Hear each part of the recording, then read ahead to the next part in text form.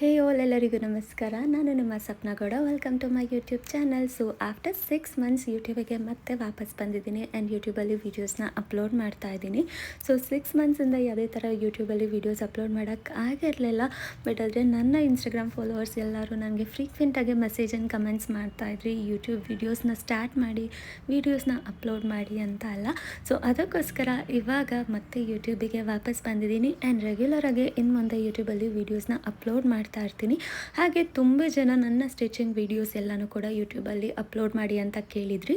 So ಇನ್ನು ಮುಂದೆ ಎಲ್ಲ ವೀಡಿಯೋಸು ಅಪ್ಲೋಡ್ ಮಾಡ್ತೀನಿ. ಸೊ ಇನ್ನೂ ಯಾರೆಲ್ಲ ನನ್ನ ಯೂಟ್ಯೂಬ್ ಚಾನಲ್ನ ಸಬ್ಸ್ಕ್ರೈಬ್ ಮಾಡಿಲ್ಲ, ಫಸ್ಟ್ ಹೋಗಿ ಸಬ್ಸ್ಕ್ರೈಬ್ ಮಾಡ್ಕೊಳ್ಳಿ. ಹಾಗೆ ಇವತ್ತಿನ ವ್ಲಾಗ್ ಸ್ಪೆಷಲ್ ಅಂತ ಏನೂ ಇಲ್ಲ, ಇಟ್ಸ್ ಜಸ್ಟ್ ನಾರ್ಮಲ್ ವ್ಲಾಗ್ ಆಗಿರುತ್ತೆ, ನನ್ನ ಡೈಲಿ ರೊಟೀನ್ ವ್ಲಾಗ್ ಆಗಿರುತ್ತೆ ಅಷ್ಟೇ. ಸೊ ನಾನು ಬೆಳಗ್ಗೆ ಎದ್ದಾಗಿಂದ ನಾನು ಕ್ಲಾಸ್ ಮುಗಿಸ್ಕೊಂಡು ಬರೋವರೆಗೂ ನನ್ನ ಡೇ ಹೇಗಿರುತ್ತೆ ಅನ್ನೋದನ್ನು ಶೇರ್ ಮಾಡಿದ್ದೀನಿ. ಸೊ ತುಂಬ ಜನಕ್ಕೆ ಕನ್ಫ್ಯೂಷನ್ ಇದೆ, ನಾನು ಕ್ಲಾಸ್ ಅಂತ ಮೆನ್ಷನ್ ಮಾಡಿದಾಗ ಯಾವ ಕ್ಲಾಸ್ಗೆ ಹೋಗ್ತಿದ್ದೀರಾ, ಹಾಗೆ ಏನು ಮಾಡ್ತಿದ್ದೀರಾ ಅನ್ನೋ ಕ್ವಶನ್ಸ್ ಎಲ್ಲ ಬರ್ತಾನೆ ಇರುತ್ತೆ ಇನ್ಸ್ಟಾಗ್ರಾಮಲ್ಲಿ. ಸೊ ನಾನು ಬಂದು ಪಾಸ್ಟ್ 6 ಮಂತ್ಸಿಂದ ಫ್ಯಾಷನ್ ಡಿಸೈನಿಂಗ್ ಕೋರ್ಸ್ ಮಾಡ್ತಾಯಿದ್ದೀನಿ ಆ್ಯಂಡ್ ನಾನು ಕೋರ್ಸ್ ಮಾಡ್ತಿರೋದು ಬಂದು ದೇವಾಂಶ್ ಬೊಟಿಕಲ್ಲಿ ಆ್ಯಂಡ್ ಇದು ಬಂದು ವಿದ್ಯಾರಣ್ಯಪುರಮಲ್ಲಿರೋದು. ಸೊ ಪಾಸ್ಟ್ 6 ಮಂತ್ಸಿಂದ ಮಾಡ್ತಾಯಿದ್ದೀನಿ. ಇನ್ನು 1 or 2 ಮಂತ್ಸಲ್ಲಿ ಕೋರ್ಸ್ ಕಂಪ್ಲೀಟ್ ಆಗುತ್ತೆ. ಸೊ ಕಂಪ್ಲೀಟ್ ಆದಮೇಲೆ ನನ್ನದೇ ಆದಂಥ ಓನ್ ಬೊಟಿಕ್ನ ಓಪನ್ ಮಾಡಬೇಕಂತ ಅಂದ್ಕೊಂಡಿದ್ದೀನಿ. ಹೋಪ್ಸು ಆದಷ್ಟು ಬೇಗ ನನ್ನ ಬೊಟಿಕ್ ಓಪನ್ ಆಗಲಿ ಅಂತ ಪ್ರೇ ಮಾಡ್ಕೊತೀನಿ. ಹಾಗೆ ಈ ವ್ಲಾಗ್ ಬಂದು ಸೋಮವಾರದ ವ್ಲಾಗ್ ಆಗಿರುತ್ತೆ. ಸೊ ಶ್ರಾವಣ ಸೋಮವಾರ ಆಗಿರೋದ್ರಿಂದ ಬೆಳಿಗ್ಗೆನೇ ಬೇಗ ಎದ್ದು ಮನೆಯೆಲ್ಲ ಕ್ಲೀನ್ ಮಾಡಿ, ಸ್ನಾನ ಮಾಡಿ, ಪೂಜೆ ಮಾಡಿ ಕ್ಲಾಸಿಗೆ ಹೋಗೋಣ ಅಂತ ಹೇಳಿ ಸ್ವಲ್ಪ ಬೇಗ ಎದ್ದಿದ್ದೀನಿ. ಹಾಗೆ ಹಬ್ಬಗಳಿದ್ದರಿಂದ ಬ್ಯಾಕ್ ಟು ಬ್ಯಾಕ್ ಡೈಲಿ ತಲೆಗೆ ಸ್ನಾನ ಮಾಡಿ ಕೂದಲೆಲ್ಲ ಫುಲ್ ರಫ್ ಆಗಿತ್ತು. ಸೊ ಹಾಗೆ ಎಕ್ಸೆಸ್ ಆಫ್ ಹೀಟ್ ಕೂಡ ಆಗಿತ್ತು. ಸೊ ಅದಕ್ಕೆ ತಲೆಗೆ ಎಣ್ಣೆನ ಅಪ್ಲೈ ಮಾಡಿಕೊಂಡು ಸ್ನಾನ ಮಾಡೋಣ ಅಂತ ಹೇಳಿ ಬೆಳಿಗ್ಗೆನೇ ಆಯಿಲ್ನ ಕೂಡ ಅಪ್ಲೈ ಮಾಡ್ಕೊತಾ ಇದ್ದೀನಿ. ಹಾಗೆ ಬಾಗಿಲಿಗೆಲ್ಲ ಹೂವು ಹಾಕಿದ್ದೆಲ್ಲ ಒಣಗಿತ್ತು. ಸೊ ಅದನ್ನು ಕೂಡ ಎಲ್ಲ ರಿಮೂವ್ ಮಾಡ್ಕೊತಾ ಇದ್ದೀನಿ. ಹಾಗೆ ಎಲ್ಲ ಕ್ಲೀನ್ ಮಾಡಿ ರೆಡಿಯಾಗಿ ಪೂಜೆ ಮಾಡಿ ಕ್ಲಾಸಿಗೆ ಹೋಗೋಷ್ಟೊತ್ತಿಗೆ ಲೇಟ್ ಆಗುತ್ತೆ ಅಂತ ಹೇಳಿ ಇವತ್ತು ಬ್ರೇಕ್ಫಾಸ್ಟಿಗೆ ರಾಗಿ ಅಂಬ್ಲಿ ಮಾಡೋಣ ಅಂತ ಹೇಳಿ ಅಂಬ್ಲಿ ಮಾಡ್ಕೊತಾ ಇದ್ದೀನಿ. ಸೊ ನಾನು ಆಗಲೇ ಹೇಳಿದ್ನಲ್ಲ, ಎಕ್ಸೆಸ್ ಆಫ್ ಹೀಟ್ ಆಗಿದೆ ಅಂತ. ಸೊ ನಾವಿವಾಗ ಡೈಲಿ ಮಿಷಿನ್ ಮೇಲೆ ಕೂತ್ಕೊಂಡು ಸ್ಟಿಚ್ ಮಾಡೋದ್ರಿಂದ ತುಂಬ ಬಾಡಿಗೆ ಎಕ್ಸೆಸ್ ಆಫ್ ಹೀಟ್ ಆಗ್ತಾ ಇರುತ್ತೆ. ಹಾಗೆ ಹೀಟಾಗಿ ಮುಖದಲ್ಲಿ ಪಿಂಪಲ್ಸ್ ಎಲ್ಲ ಬರ್ತಾ ಇದೆ. ಸೊ ಅದಕ್ಕೋಸ್ಕರ ಬಾಡಿ ಕೂಲಾಗಿರಬೇಕು ಅಂತ ಹೇಳಿ ಇವತ್ತು ರಾಗಿ ಅಂಬ್ಲಿನ ಮಾಡ್ಕೊತಾ ಇದ್ದೀನಿ. ಸೊ ರಾಗಿ ಅಂಬ್ಲಿಗೆ ಮಜ್ಜಿಗೆ ಹಾಕ್ಕೊಂಡು ಮಾಡೋದ್ರಿಂದ ಬಾಡಿಲಿರುವಂಥ ಹೀಟೆಲ್ಲ ರಿಲೀಸ್ ಆಗುತ್ತೆ. ಬಟ್ ಆದರೆ ಒಂದು ದಿನ ಕುಡಿಯೋದ್ರಿಂದ ಅದೇ ಥರ ಎಫೆಕ್ಟಿವ್ ರಿಸಲ್ಟ್ ಸಿಗಲ್ಲ. ಸೊ ಎವ್ರಿ ಡೇ ಮಾರ್ನಿಂಗ್ ಈ ಥರ ಅಂಬ್ಲಿ ಕುಡಿಯೋದ್ರಿಂದ ಬಾಡಿಯಲ್ಲಿರುವಂಥ ಹೀಟೆಲ್ಲನೂ ಕೂಡ ಅಬ್ಸರ್ವ್ ಆಗುತ್ತೆ, ಹಾಗೆ ರಿಲ್ಯಾಕ್ಸ್ಡಾಗೂ ಇರ್ತೀವಿ.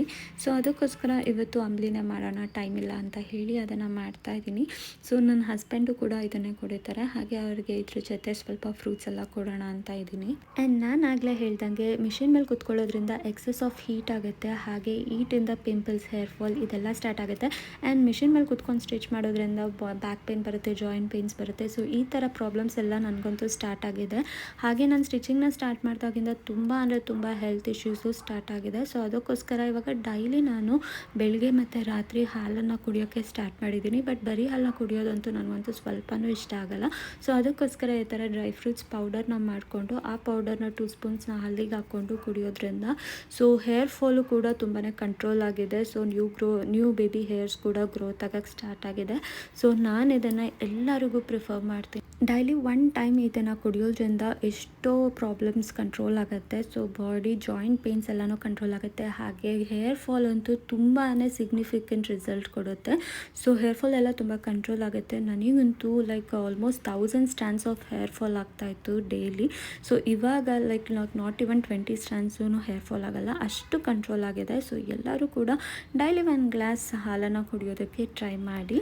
ಸೊ ಇವಾಗ ಸ್ನಾನ ಎಲ್ಲ ಮಾಡಿಕೊಂಡು ರೆಡಿ ಆಗಿದ್ದೀನಿ. ದೇವರಿಗೆ ದೀಪ ಹಚ್ಬಿಟ್ಟು ಕ್ಲಾಸಿಗೆ ಹೋಗ್ಬೇಕಷ್ಟೇ. ಆ್ಯಂಡ್ ನಾಳೆ ಬಂದು ಸಂಕಷ್ಟಹರ ಚತುರ್ಥಿ ಬಂದಿದೆ. ಆ್ಯಂಡ್ ಸಂಕಷ್ಟಹರ ಚತುರ್ಥಿ ಬಂದು ಮಂಗಳವಾರ ಬಂದಿರೋದ್ರಿಂದ ಸೊ ಯಾರೆಲ್ಲ ಮಂಗಳವಾರದ ದಿವಸ ಉಪವಾಸ ಇರ್ತೀರೋ ಅಂಥವ್ರಿಗೆ ತುಂಬ ಒಳ್ಳೆ ಫಲಗಳು ಸಿಗುತ್ತೆ ಅಂತ ಹೇಳ್ತಾರೆ. ಯಾಕಂತ ಹೇಳಿದ್ರೆ ವರ್ಷದಲ್ಲಿ ಬರುವಂಥ ಒಂದು ಮಂಗಳವಾರ ಉಪವಾಸ ಮಾಡಿದ್ರೆ 21 ಸಂಕಷ್ಟಹರ ಚತುರ್ಥಿ ಮಾಡಿದಷ್ಟೇ ಫಲ ಸಿಗುತ್ತೆ ಅಂತ ಹೇಳ್ತಾರೆ. ಸೊ ಅದಕ್ಕೋಸ್ಕರ ಆದಷ್ಟು ನಾಳೆ ಉಪವಾಸ ಇದ್ದು ಸಂಕಷ್ಟಹರ ಚತುರ್ಥಿನ ಮಾಡೋದಕ್ಕೆ ಮಾಡೋದಕ್ಕೆ ಪ್ರಯತ್ನ ಪಡಿ. ಸೊ ಯಾರೆಲ್ಲ ಉಪವಾಸ ಇರ್ತೀರೋ ಅಂಥವರು ರಾತ್ರಿ ಚಂದ್ರನ ನೋಡಾದ್ಮೇಲೆ ಉಪವಾಸನ ಮುರಿಬೇಕಾಗತ್ತೆ.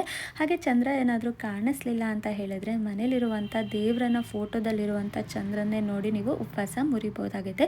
ಬಟ್ ಯಾವುದೇ ಕಾರಣಕ್ಕೂ ದೇವಸ್ಥಾನಕ್ಕೆ ಹೋಗಿ ಬರೋದನ್ನು ಮಿಸ್ ಮಾಡಿಬಿಡಿ. ದೇವಸ್ಥಾನಕ್ಕೆ ಹೋಗಿ ಬಂದು ಚಂದ್ರನ ನೋಡಿ ನಿಮ್ಮ ಉಪವಾಸನ ಮುರಿರಿ. ಹಾಗೆ ಉಪವಾಸ ಇದ್ದವರು ರೈಸ್ ಐಟಮ್ನ ಯಾವುದೇ ಕಾರಣಕ್ಕೂ ತಿನ್ನೋ ಹಾಗಿಲ್ಲ.